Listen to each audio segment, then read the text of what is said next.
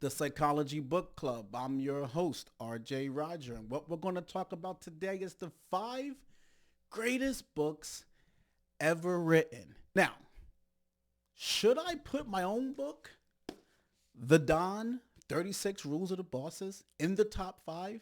I would love to, but I can't. But it is a great book, and it is my favorite book ever written, but I'm not going to rank it in the top 5 greatest books of all time. But you should check it out because it might end up on your top 5 list. This is a psychology channel, and I read psychology books. I love philosophy, psychology. I love theory. I love any great mind that stretches the imagination and stretches your typical way of thinking. But what books break that apart?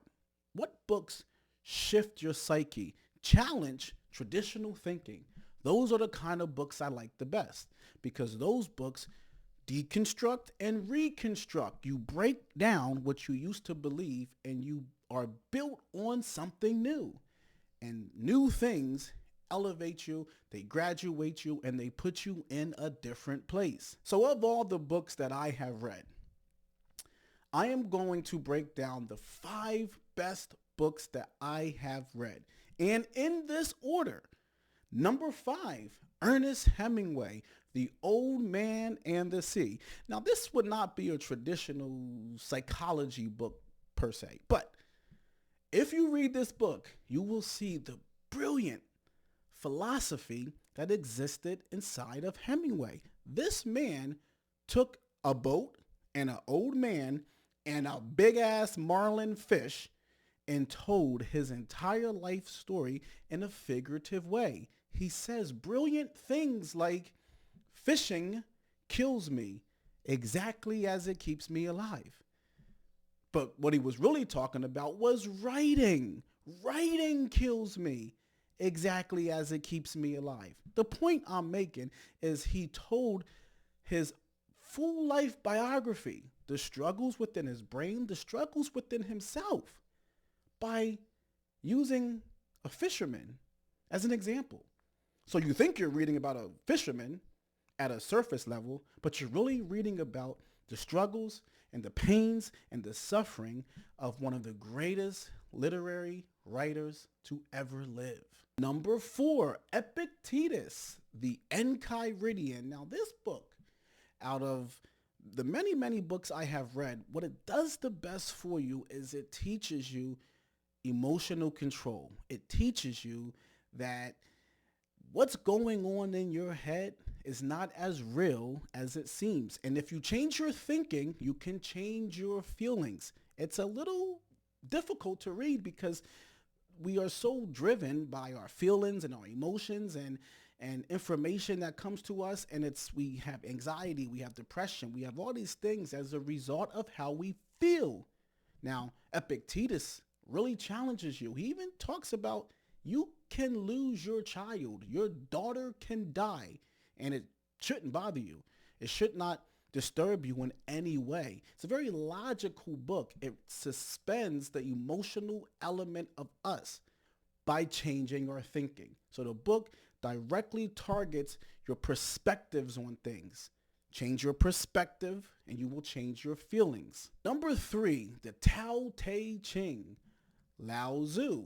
What it teaches you is to appreciate simple things. Simplicity. Look at life for what it naturally brings rather than the collectibles and the things that you work so hard to bring into your life. One of the great teachings in the book is to reduce your possessions, to reduce your needs, to reduce your ambitions, and to just be.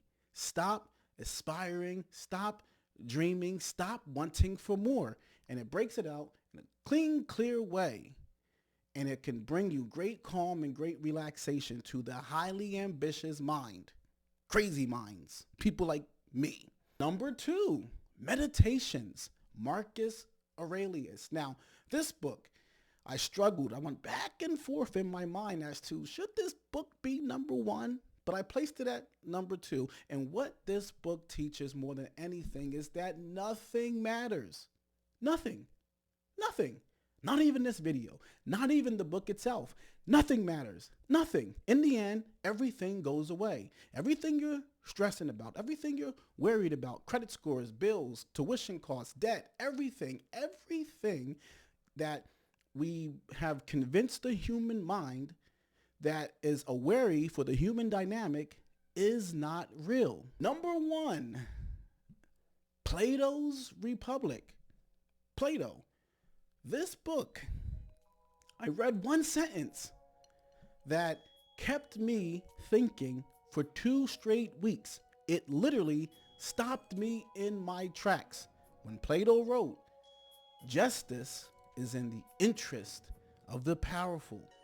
That one line gave me more to think about than any line in any of the hundreds of books that I have read. Justice is in the interest of the powerful. What Plato's theory suggests, if you accept it to be true, is that truth can always be debated. Bad can always be debated. What's good? What's bad? What's noble? What's ignoble? It is the powerful man's perspective. The person that has more power than you sets the rules. It's to a powerful man's honor to trick you if he can.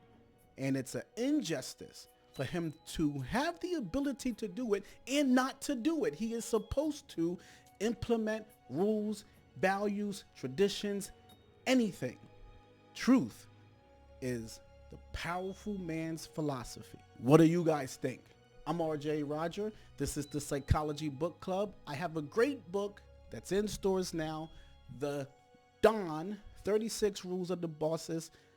Check it out anywhere books are sold. Peace and love, and I'll see you next week.